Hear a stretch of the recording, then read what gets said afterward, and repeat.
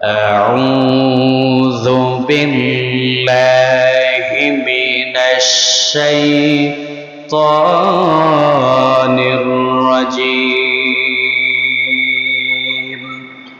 بسم الله الرحمن الرحيم نحن نقص عليك نبأهم بالحق إنهم فتية آمنوا بربهم وزدناهم هدى وقال تعالى في شان حبيبه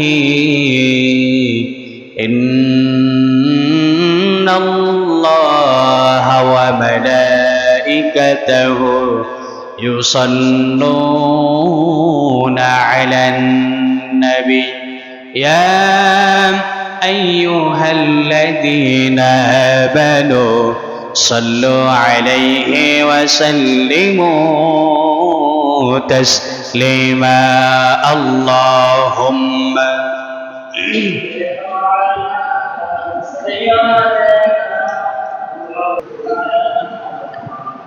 সকলে মহব্বতে নবীর প্রেমে মাতোয়ারা হয়ে সকলে বলি আল্লাহুম্মা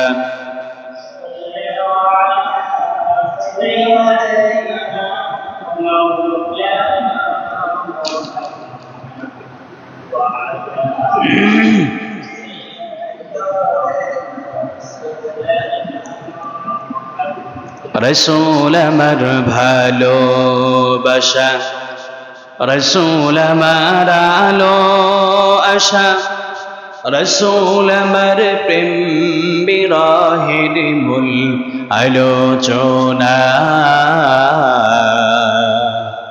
রসুল আমার কাজে কর্মের অনুপ্রেরণা আল্লাহুম্মা সাল্লি আলা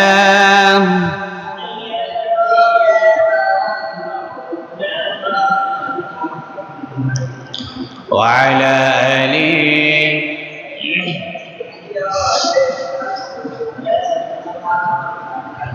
بلغ العلا بكماله كشف الدجى بجماله حسنت جميع خصاله صلوا عليه وآله الحمد لله শুকরিয়া আদায় করি সে মহান রব্বুল আলামিনের দরবারে যে মহান রব্বুল আলামিন আমাকে আপনাকে দুনিয়ার সমস্ত ব্যস্ততা থেকে দূর করে পৃথিবীর সর্বশ্রেষ্ঠ ঘর মসজিদে এসে বসে কোরআন এবং হাদিস থেকে কিছু কথা আমাকে বলার এবং আপনাদের শোনার মতো ধৈর্য সময় তৌফিক যে মহান রব্বুল আলামিন আমাকে আপনাকে দান করলেন আমরা সকলেই সে মহান মনিবের দরবারে কালিমাতুশ শুকর আদায় করি সকলে জবান খুলে বলি আলহামদুলিল্লাহ দরুদ এবং সালাম বর্ষিত হোক সাইয়্যিদুল মুরসালিন ইমামুল মুরসালিন খাতামুন নাবিয়্যিন সকলে বলি জনাবে মুহাম্মদুর রাসূলুল্লাহ সাল্লাল্লাহু আলাইহি ওয়াসাল্লামের প্রতি সম্মানিত উপস্থিত বৃন্দ আমরা মসজিদে এসেছি আল্লাহর পবিত্র একটি ঘরে আমরা এসেছি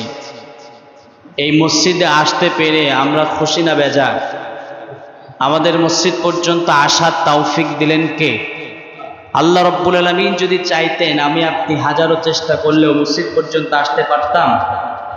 আসতে পারতাম না এইজন্যে ওই আল্লাহর দরবারে যদি কিয়ামত পর্যন্ত আমার হায়াত থাকে আর কিয়ামত পর্যন্ত যদি শুকরিয়া আদায় করি আল্লাহ নিয়ামতের শুকরিয়া আদায় করে শেষ করা যাবে আল্লাহ রাব্বুল আলামিন আমাদের সকলকে বেশি বেশি তার নিয়ামতের শুকরিয়া আদায় করার তৌফিক দান করুন সকলে বলুন আমিন এখনো পর্যন্ত যারা মসজিদে আসে নাই আসার জন্য প্রস্তুতি গ্রহণ করছে বাড়িতে যারা আছে রাস্তায় যারা রওনা হয়েছে আল্লাহ রাব্বুল আলামিন আমাদের সকলকে আল্লাহর কনিষ্ঠ বান্দা হিসেবে মসজিদে এসে যে ঈমান নিয়ে মসজিদে এসেছে ঈমানটা আরো বৃদ্ধি করে আল্লাহর একত্ববাদ আল্লাহর একনিষ্ঠ বান্দা হিসেবে আমাদের সকলকে কবুল এবং মঞ্জুর করে নেন, সকল বলুন আমিন। আমরা একটি সময় উপস্থিত হয়েছি, সময়টা নতুন একটি বৎসরে আমরা উপস্থিত হয়েছি, নতুন একটি বৎসরে আমরা উপস্থিত হয়েছি। শুনতে একটা আশ্চর্য লাগছে, তাই না? যে জুলাই মাস চলছে এবং নতুন বছর কোথা থেকে, জুন মাস চলছে, যে নতুন বছর আবার কোথায় পেলাম? আজকে তো নতুন বছরের শুরু। আমরা মুসলমান বাংলা মাস হিসাব রাখতে পারি, ইংরেজি মাস হিসাব রাখতে পারি, আরবি মাসের হিসাব কিন্তু আমরা রাখতে পারি না। কিন্তু আমাদের হিসাব রাখার উচিত ছিল আরবি। পৃথিবীর সৃষ্টির শুরু থেকে রুহের জগতে আমি আপনি যখন ছিলাম তখন আমাদের ভাষা কি ছিল? বাংলা, ইংরেজি, কি ভাষা ছিল? আরবি। পৃথিবীর যে কোনো প্রান্তে আপনি যাবেন, এক এক দেশের এক এক রকম ভাষা থাকতে পারে, কিন্তু কোরআনের ভাষা কি আলাদা? বলেন। বাংলাদেশে যে ভাষা, সৌদি আরবে সেই ভাষাই কোরআন, আমেরিকা তো সেই ভাষাই কোরআন, পার্শ্ববর্তী দেশ ভারতেও সেই ভাষাই কোরআন, পাকিস্তানে যাবেন সেখানেও সেই ভাষাই কোরআন, লন্ডনে, যত পৃথিবীর যে প্রান্তেই যাবেন কোরআনের ভাষা এক। আবার আপনি যখন দুনিয়ার মায়া ছেড়ে চলে যাবেন, কবরের ভাষাও কি? আরবি। পরকালের ভাষাও, আল্লাহর ভাষা আরবি। এজন্য আমাদের সর্বপ্রথম শেখার দরকার ছিল আরবি ভাষা, কিন্তু আমরা আরবি ভাষা না শিখে বাংলা ভাষাগুলো শিখেছি, ইংরেজিগুলো শিখেছি, আরবিগুলো আমরা অত শিখি না। আল্লাহ রাব্বুল আলামিন আমাদের সকলকে কোরআনুল কারীম শিক্ষা করার তৌফিক দান করুন, সকল বলুন আমিন। সম্মানিত ভাইয়েরা আমার, আমি আপনাদের সামনে একটি আয়াত তেলাওয়াত করেছি, যে আয়াতের মধ্যে আল্লাহ রাব্বুল আলামিন বলছেন, নাহনু নাকুসসু আলাইকা নাবাআহুম বিল হক। অর্থাৎ যারা হকের প্রতি অটল থাকে, সত্যের প্রতি অটল থাকে বা থেকেছিল, আমি আল্লাহ রাব্বুল আলামিন তাদের ঈমানটাকে বৃদ্ধি করে দিয়েছিলাম। দুর্বল ঈমান থাকলেও এই ঈমানটা আমি আল্লাহ রাব্বুল আলামিন আরো বৃদ্ধি করে দিয়েছিলাম। কে বলছেন এই কথা? যে আমাদের ঈমান যদি দুর্বল থাকে, নিভু নিভু ঈমান যদি আমাদের থাকে, আমরা যদি ঈমানটা আল্লাহর পথে, সত্যের পথে আমরা যদি ঈমান নিয়ে চলতে পারতাম, এই নিভু নিভু ঈমান দিয়েও আল্লাহর বিজয়, আল্লাহর পথে আমাদের চলা সহজ হতো না কঠিন হতো? সহজ হয়ে যেত। আল্লাহ রাব্বুল আলামিন বলছেন, ওয়াল্লাযীনা ইহতাদাউ যাদাহুম হুদাও ওয়া আতাহুম তাকওয়াহুম। যারা সঠিক পথে চলে, আল্লাহ রাব্বুল আলামিন তাদের হেদায়েতের পথ আরো সহজ করে দেন। সুবহানাল্লাহ বলেন। কোন পথে চললে? বলেন, কোন পথে চললে? সঠিক পথে। যারা সঠিক পথে চলে, আল্লাহ রাব্বুল আলামিন তাদের পথটা কি করেন? সহজ করে দেন। যত কাটা বিছানো পথই থাকুক না কেন, যত রক্তক্ষয়ী পথ থাকুক না কেন, এরপরেও আল্লাহ রাব্বুল আলামিন পথটা সহজ করে দেন। এই কথা কার? আল্লাহ। বদরের যুদ্ধের ইতিহাস আমরা সকলেই জানি। মুসলমান ছিল 313 জন, কাফের ছিল 1000। মুসলমানদের ঈমানি শক্তি, সঠিক পথে তারা ছিল, এই কারণে মুসলমানদের বিজয় দান করছিলেন কে? আল্লাহ রাব্বুল আলামিন। আল্লাহ রাব্বুল আলামিন ঠিক এই কথাই বলছেন যে, ওয়াল্লাযীনা ইহতাদাউ যাদাহুম হুদাও ওয়া আতাহুম তাকওয়াহুম।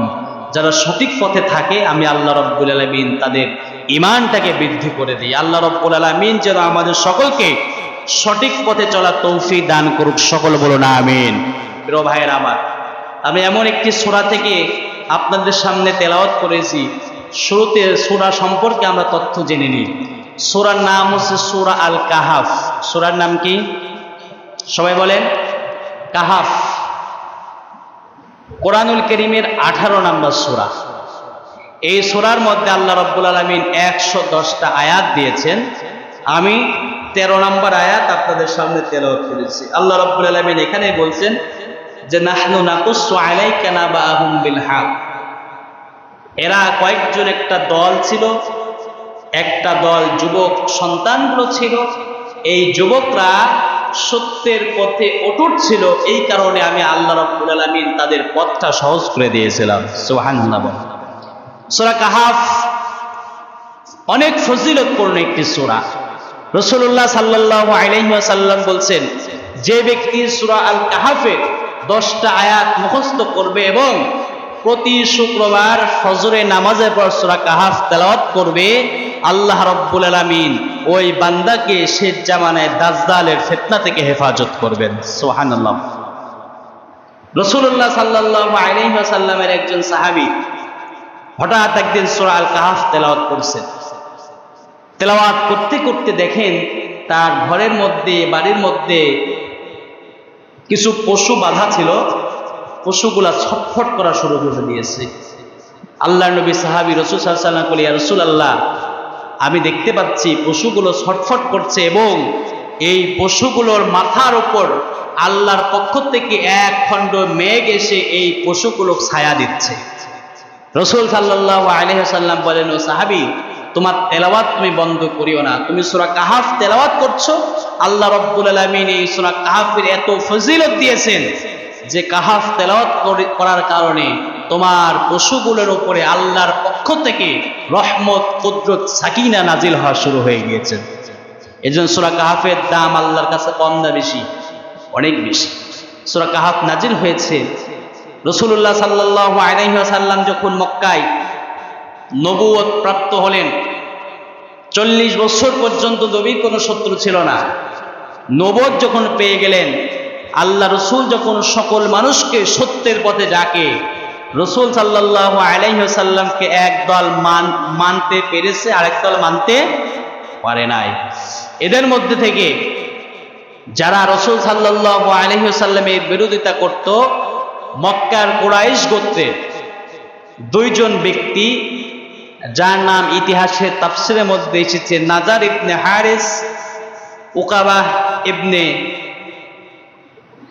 মুঈত, এই 2 জন কুরাইশ বংশের 2 জনকে কাফেররা পাঠিয়ে দিল ইহুদি এক আলেমের কাছে, যে ইহুদি আলেমের কাছে গেলে রাসূল সাল্লাল্লাহু আলাইহি ওয়াসাল্লামের সম্পর্কে তথ্য পাওয়া যাবে। যাবে কি যাবে না? আমাদের নবী যে দুনিয়ায় আসবে, এটা আগের জামানায় কিতাবে আছে না নাই? আছে। আছে জন্য ঈসা আলাইহিস সালাম আল্লাহর কাছে দোয়া করেছিলেন, আল্লাহ আমাকে শেষ নবীর উম্মত বানান। মুসা আলাইহিস সালাম দোয়া করেছিলেন, আল্লাহ আমাকে শেষ নবীর উম্মত বানান। আল্লাহ রাব্বুল আলামিন আমাদের নবী যে দুনিয়ায় আসবে এই তথ্য আগের জামানার প্রতিটা কিতাবের মধ্যে আল্লাহ রাব্বুল আলামিন দিয়েছেন। সুবহানাল্লাহ বলেন। সম্মানিত ভাইরা আমার, মক্কার কুরাইশ গোত্র থেকে 2 জন চলে গেল ইহুদি আলেমের কাছে। নাজার ইবনে হারিস, উকবা ইবনে মুঈতকে পাঠিয়ে দেওয়া হলো, তোমরা ইহুদি আলেমের কাছে চলে যাবে। ইহুদি আলেমের কাছে গিয়ে বলবে, মক্কার মধ্যে মুহাম্মদ নামে এমন একজন ব্যক্তি এসেছেন, এই ব্যক্তি নবুয়তের দাবিদার করে, মানুষগুলোকে সত্যের পথে রাখে। ইনি কি সত্যিই নবী কিনা এই তথ্যটা ইহুদি আলেম ছাড়া এই পৃথিবীর মধ্যে আর কেউ জানতে পারে না। কারণ আল্লাহ রাব্বুল আলামিন ইহুদিদের কিতাবের মধ্যে, মূসা আলাইহিস সালামের কিতাবের মধ্যে শেষ নবী দুনিয়ার মধ্যে আসবে এই কথাটা আল্লাহ রাব্বুল আলামিন বলেছেন, এটাও আল্লাহ রাব্বুল আলামিন লিপিবদ্ধ করে দিয়েছেন। আমার প্রিয় ভাইরা, এই 2 জন ব্যক্তি চলে গেল ইহুদি আলেমের কাছে। যাওয়ার পরে ইহুদি আলেমকে বলল, মক্কার মধ্যে এমন একজন ব্যক্তি নবীর ভাব হয়েছে যে নিজেকে নবী দাবি করছে, সত্যের পথে ডাকে, সঠিক কথাগুলো বলে। বলেন তো, কোরআন নিয়ে যে চলে সে কোনোদিন কি মিথ্যা কথা বলতে পারে? বলেন মিথ্যা কথা বলে? এই 2 জন ব্যক্তি চলে গিয়েছে, গিয়ে বলে যে মুহাম্মদ নবী দাবি করে, মানুষকে নবুয়তের কথা বলে, কোরআনের কথা শোনায়, ইনি কি সত্যি নবী? আমরা তা প্রমাণ করতে চাই। তখন এই ইহুদি আলেম এই 2 জন ব্যক্তিকে 3টা প্রশ্ন শিখিয়ে দিল। কয়টা প্রশ্ন? কয়টা? 3টা। যে তোমরা গিয়ে মুহাম্মদ সাল্লাল্লাহু আলাইহি ওয়াসাল্লামকে 3টা প্রশ্ন করবে। কয়টা প্রশ্ন? 1 নাম্বার প্রশ্ন হচ্ছে, পূর্বের যুগের একদল যুবক যারা সত্যের পথে অটুট ছিল, এই সকল যুবকদেরকে আল্লাহর পক্ষ থেকে আল্লাহ হেফাজত করেছিল, এই যুবকদের কাহিনী আমাকে শোনাও। 1 নম্বর প্রশ্ন কি? পূর্বের যুগের একদল যুবক ছিল যারা সত্যের প্রতি অটল ছিল, জালিম বাদশার সামনে দাঁড়িয়ে সত্য কথা বলতো, এই জালিম বাদশা থেকে আল্লাহ রাব্বুল আলামিন তাদের হেফাজত করেছিলেন। এই যুবকগুলোর তথ্য আমাকে দাও, তাদের সম্পর্কে আমাদের কিছু বলো। 2 নাম্বার প্রশ্ন, এমন একজন বাদশা ছিল যে বাদশা গোটা পৃথিবী ভ্রমণ করেছে, গোটা পৃথিবী ভ্রমণ করেছে। বাদশার নাম বাদশা জুলকারনাইন। কি নাম? এই জুলকারনাইনের তথ্য আমাকে দাও। 3 নাম্বার প্রশ্ন গিয়ে করবে রূহ সম্পর্কে তথ্য জানতে চায়। 2 জন ব্যক্তি চলে আসলেন ইহুদির কাছ থেকে, নবীর কাছে চলে আসলেন। আসার পরে এই 3টা প্রশ্ন রাসূল সাল্লাল্লাহু আলাইহি ওয়াসাল্লামকে বললেন। আল্লাহ রাসূল তখন বললেন, এই 3টা প্রশ্ন আমাকে করেছো, আমাকে একদিন সময় দাও, আগামীকালকে আমি তোমাদের উত্তর দিব। বলেন তো আল্লাহ রাসূল কি মন গড়া কোনো উত্তর আমাদের দিয়েছেন বা কথা বলেছেন? আল্লাহর পক্ষ থেকে ওহী আসলে ওই ওহীটা আল্লাহ রাসূল শোনাইতেন, কিন্তু আল্লাহ রাসূল কি বললেন?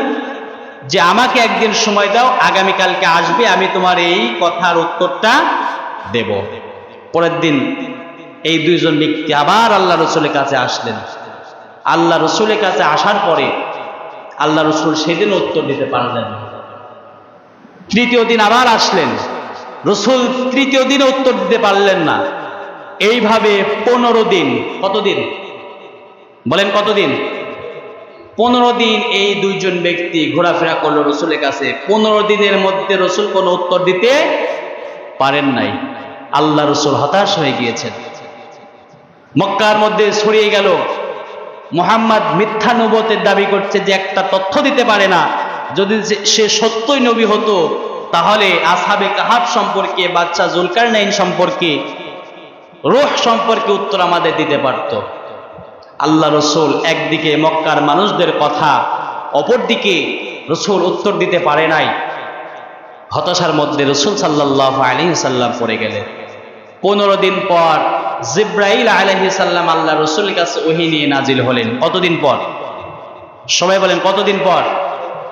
এসে বলে, ইয়া রাসূলুল্লাহ, আপনি ওই মানুষগুলোকে বলেছেন আগামীকাল উত্তর দিবেন, কিন্তু আপনি আল্লাহর উপর ভরসা আপনি করেছিলেন না। আপনি বলেছিলেন আগামীকাল আসবো, উত্তর দিব, কিন্তু আপনি যদি ওই সময় বলতেন ইনশাআল্লাহ, আল্লাহ যদি চায় আমি কালকে উত্তর দিব, আপনি ইনশাআল্লাহ বলেন না। এই কারণে 15 দিন আপনার কাছে ওহী আসা বন্ধ ছিল। কি না বলার কারণে? বলেন। এখান থেকে আমাদের শিক্ষা হচ্ছে, ভবিষ্যতে আমরা কোনো কাজ করতে চাইলে কাজের শুরুতে কি বলবো? ইনশাআল্লাহ যদি চায় তাহলে আমাদের কাজটা সম্ভব।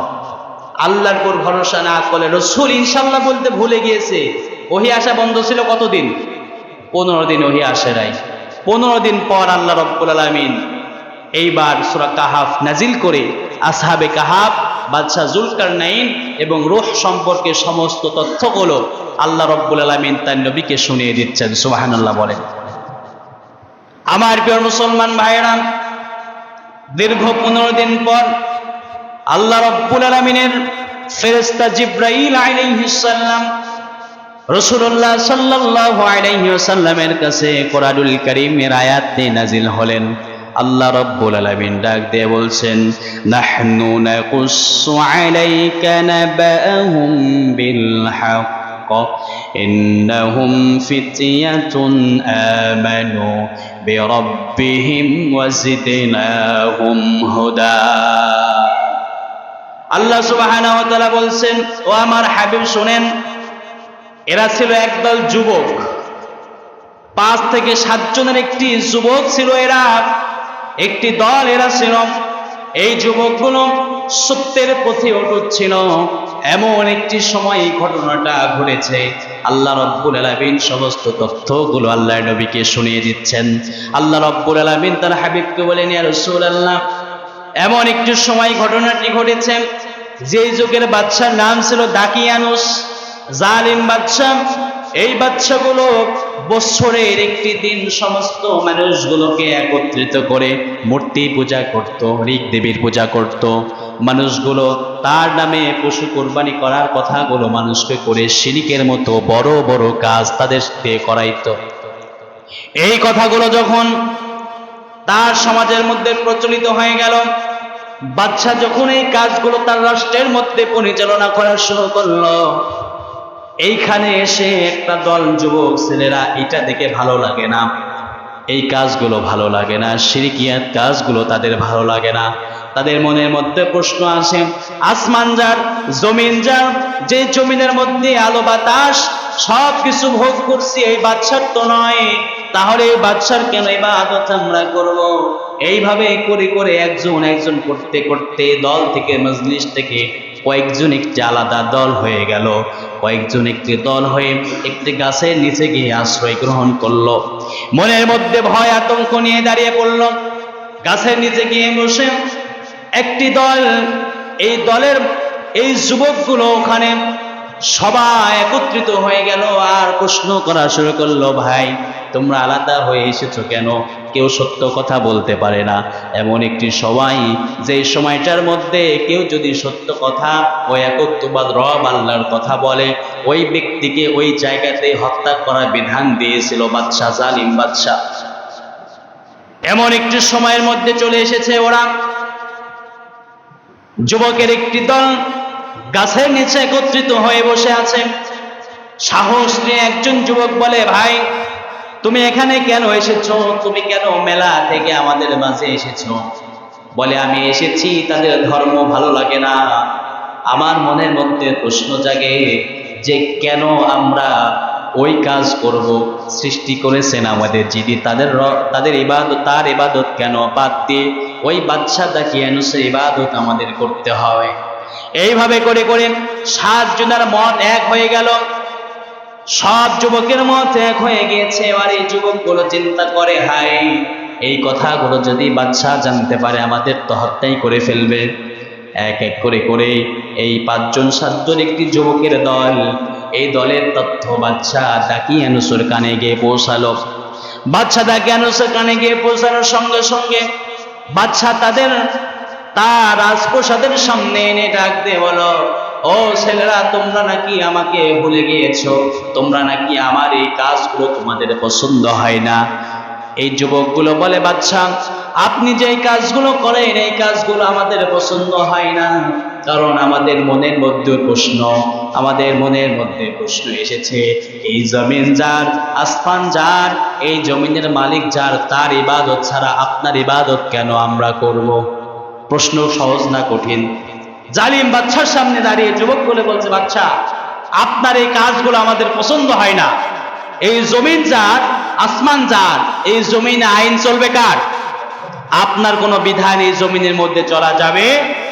আপনি মানুষগুলোকে ডেকে ডেকে পূজা করান, মূর্তি পূজা করান, শিরকিয়াতের কাজ করান, আপনার নামে মানুষগুলোকে পশু জবাইয়ের কাজ দেন, আপনার কথা আমরা মানতে পারলাম। বাদশা বলল, তোমরা এখনো যুবক, তোমাদের মাথা গরম, তোমাদের কয়েকটা দিন সময় দেওয়া হলো, এই সময়ের মধ্যে তোমাদের সিদ্ধান্ত চেঞ্জ করো, না হলে তোমাদের হত্যা করা হবে। কি করা হবে?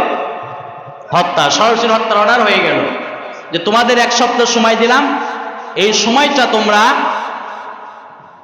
সিদ্ধান্ত নেও কি করবে। যুবকগুলো আবার একত্রিত হয়ে গেল। একত্রিত সিদ্ধান্ত গ্রহণ করলো, আমরা এই দেশের মধ্যেই থাকবো না, আমরা এই দেশের মধ্যে থাকবো না। যেখানে হক কথা বললে ফাঁসি হয়ে যাবে, হত্যা হয়ে যাবে, সেই দেশে আমাদের থাকার দরকার নেই। সুতরাং আল্লাহর কাছে আমরা পানাহা চাই। আল্লাহ রব্বুল আলামিন যদি আমাদের তৌফিক দেয়, তাহলে আমরা আল্লাহর পথে, আমরা তার পথের দিকে যদি আমরা অগ্রসর হতে পারি, আল্লাহ রব্বুল আলামিন আমাদের পথটা সহজ করে দিবেন। দিতে পারেন কি পারেন না? যুবকগুলো এবার একত্রিত হয়ে কোথায় যাবে, কি করবে, কোনো তথ্য যুবকগুলো খুঁজে পায় না। আল্লাহ রাব্বুল আলামিনের কাছে যুবকগুলো দোয়া করতে থাকেন, ওগো আল্লাহ আমাদের এমন একটি পথ দেখান যে পথের মধ্যে যাওয়ার পরে আমরা সত্য পথ খুঁজে পাই, নিরাপদ আশ্রয় খুঁজে পাই। দোয়া করেছিলেন কার কাছে? কার কাছে দোয়া করেছিলেন? কোরআনুল কারীমের মধ্যে আল্লাহ রাব্বুল আলামিন বলেন, ইয আওয়াল ফিতয়াতু ইলাল কাহফি ফাকালু রাব্বানা আতিনা মিন লাদুনকা রাহমাতান ওয়া হাইয়্ লানা মিন আমরিনা রাশাদা। সুবহানাল্লাহ বলেন। তা দোয়া করেছে রব্বানা আতিনা মিন লাদুনকা রাহমা, আল্লাহ আপনার রহমত দিয়ে আমাদের, আপনার রহমতের মধ্যে আমাদের আশ্রয় দেন, এমন একটি জায়গা আমাদের দেখাইয়া দেন যে জায়গার মধ্যে আমরা আশ্রয় নিতে পারি। তারা একটি গুহা, একটি স্থান তারা চুজ করলো, পছন্দ করলো। আল্লাহ রাব্বুল আলামিনের এই বান্দাগুলো একে একে পথ দিয়ে পাড়ি দেওয়া শুরু করলো। রাস্তায় যখন এই যুবকগুলো হাঁটছে, এদের সঙ্গে, এই যুবকগুলোর সঙ্গে একটা কুকুর রওনা দিল। কে রওনা দিল? কে রওনা দিয়েছে? কুকুর। কে বলেন? এই যুবক সন্তানগুলো রাতের আধারে কোনো মানুষ দেখে নাই। গোয়েন্দা সংস্থার মানুষগুলো যদি দেখেন, রাষ্ট্রের কোনো মানুষগুলো যদি দেখে, তাদের মনের মধ্যে ভয়, তাদের ডেকে নিয়ে হত্যা করবে। রাস্তার মাঝে যখন যাচ্ছে, হঠাৎ করে একটা কুকুর তার পিছন লেগেছে। মনের মধ্যে ভয়, হাই এই কুকুরটাও নাকি তাদের গোয়েন্দা বিভাগের হতে পারে। এখন আমাদের সমাজের মধ্যে, দেশের মধ্যে, পৃথিবীর মধ্যে দেখা যায় মানুষ মানুষকে যতটুকু বিশ্বাস না করে তার থেকে কুকুরকে বেশি বিশ্বাস করে। আছে না নাই? আছে। কুকুরে বিশ্বাস বেশি করে। এই যুবকগুলো তার মনের মধ্যে ভয় নিয়ে, একটা যুবক কুকুরকে বারবার তাড়া দেয়। কুকুরকে বারবার তাড়া দেওয়ার পর কুকুর যখন যায় না, একটা যুবক হাতে পাথর নিয়ে কুকুরের পায়ে নিক্ষেপ করে। সঙ্গে সঙ্গে কুকুরের একটি পায়ে গিয়ে পাথরটা লেগে যায়। কুকুর আল্লাহর কাছে ডাক দিয়ে বলে, আল্লাহ আমার জবানটা একটু খুলে দেন, যুবকগুলোর সঙ্গে কথা বলি। আল্লাহর পক্ষ থেকে কুকুর বলেন, হে যুবকের দল, তোমরা কোথায় যাচ্ছ? কি করছো? কোথায় যাবে? তোমরা তো কোনো কিছুই জানো না। আমি তোমাদের সাথে থাকতে চাই, আমি তোমাদের সাহায্য করতে চাই।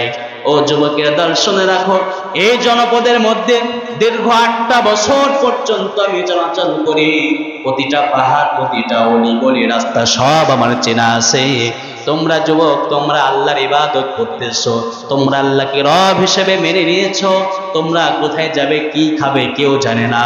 আমি কুকুর যদি তোমাদের সাহায্য করতে পারি, আমি তোমাদের জন্য আল্লাহর কাছে কিয়ামতের দিন আমি কুকুর হয়েও যেন জান্নাতে যাইতে পারে সেই আশা ব্যক্ত করে তোমাদের সাহায্য করতে চাই। পৃথিবীতে একটা মাত্র প্রাণী জান্নাতে যাবে, সেটা হচ্ছে কুকুর। এই কুকুরটা আসহাবে কাহফের কুকুর। কোন কুকুর? আসহাবে কাহফের কুকুরটা কিয়ামতের দিন এই 7টা যুবকের সঙ্গে জান্নাতে চলে যাবে। সুবহানাল্লাহ বলেন। এই কুকুরটার নাম কোরআনের ভাষায় এসেছে কিতমির। কি নাম?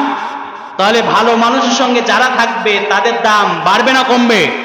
এটা কুকুর তাদের সঙ্গ নেওয়ার কারণে। কুকুরের দাম বাড়াইলেন কে? কে বাড়িয়ে দিলেন? আমরা মানুষ হয়ে ভালো মানুষের সাথে থাকতে চাই না, খারাপ মানুষের সাথে থাকতে চাই? বলেন। সম্মানিত ভাইরা আমার, এই মানুষগুলো, এই যুবকগুলো যখন চলে গেল, তারা গুহায় আশ্রয় নেবে, কোথায় যাবে, কি খাবে, কোনো কিছু জানা নাই। এই যুবকগুলো যখন গুহার সামনে গিয়ে আশ্রয় নিল, আল্লাহ রাব্বুল আলামিন তার নবীকে শোনাচ্ছে, বলছো হলো শোনো, এই যুবকগুলো যখন গুহার ভিতরে গিয়ে 7টা যুবক যখন শুয়ে গিয়েছে, এদেরকে আমি আল্লাহ রাব্বুল আলামিন কত সুন্দর করে তাদের হেফাজত করেছিলাম। আল্লাহ রাব্বুল আলামিন বলেন, وَإِذِ اعْتَزَلْتُمُوهُمْ وَمَا يَعْبُدُونَ إِلَّا اللَّهَ فَأْوُوا إِلَى الْكَهْفِ يَنشُرْ لَكُمْ رَبُّكُمْ مِنْ رَحْمَتِهِ وَيُهَيِّئْ لَكُمْ مِنْ أَمْرِكُمْ مِرْفَقًا। আল্লাহ রাব্বুল আলামিন বলেন, আজ যেহেতু এখন তোমরা তাদের থেকে, আর তারা আল্লাহ ছাড়া যে ইবাদত করে ওইগুলো থেকে ফিরে এসেছে, তাদের সাথে সম্পর্ক ছিন্ন করেছে, এখন তারা গুহার মধ্যে যখন আশ্রয় নেয়, তারা একে অপরকে বলতে লাগে, এই যে গুহার মধ্যে আমরা আশ্রয় নিলাম, এই গুহার মধ্যে আমাদের হেফাজত করতে পারেন কে? আমাদের এই গুহার মধ্যেও দেখাশোনা করতে পারেন কে? পৃথিবীর এমন কোন প্রান্ত নাই যে প্রান্তে আল্লাহ রাব্বুল আলামিন দেখেন না। আমি আপনি গহীন অন্ধকারের মধ্যেও যদি চলে যাই, মনে করছেন পৃথিবীর কেউ দেখে নাই, ওই জায়গাতেও আমার আপনার খোঁজ খবর রাখেন কে?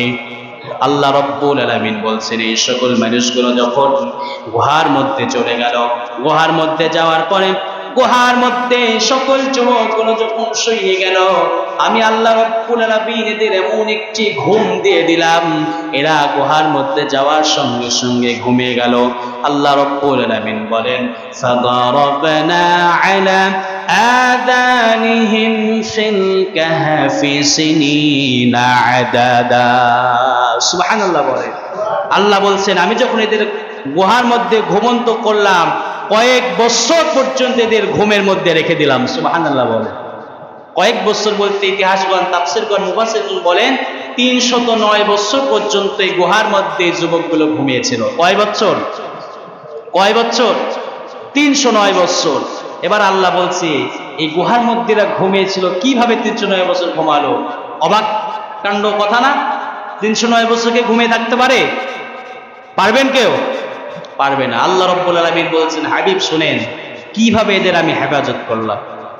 এবার আল্লাহ রাব্বুল আলামিন তার নবীকে শোনাচ্ছেন, وَتَحْسَبُهُمْ أَيْقَاظًا وَهُمْ رُقُودٌ وَنُقَلِّبُهُمْ ذَاتَ الْيَمِينِ وَذَاتَ الشِّمَالِ وَكَلْبُهُمْ بَاسِطٌ ذِرَاعَيْهِ بِالْوَصِيدِ لَوِ اطَّلَعْتَ عَلَيْهِمْ لوليت منهم فرارا ولملئت منهم رعبا। আমার প্রিয় ভাইরা, আল্লাহ রাব্বুল আলামিন বলেন, ওয়াতাহসাবুহুম আইকাদা ওয়া হুম রুকুদ। আমি আল্লাহ রাব্বুল আলামিন এদের এত সুন্দরভাবে ঘুমে রেখেছিলাম। আল্লাহ রাব্বুল আলামিন তার নবীকে বলে, তুমি যদি দেখতে তাহলে তুমি অবাক হয়ে যেতে। কুকুরটাকে আমি আল্লাহ রাব্বুল আলামিন এই গুহার সামনে এমন ভাবে রেখে দিয়েছিলাম, কুকুরের সামনের দুটো পা সামনের দিকে অগ্রসর হয়ে কুকুরটি বসেছিল। এমন ভাবে কুকুর বসেছিল, কুকুরটা 309 বছর বেঁচে ছিল না, মারা গিয়ে ভূত হয়ে তার হাড্ডি মাড্ডি সব নষ্ট হয়ে যাওয়ার কথা ছিল, কিন্তু তা হয় নাই।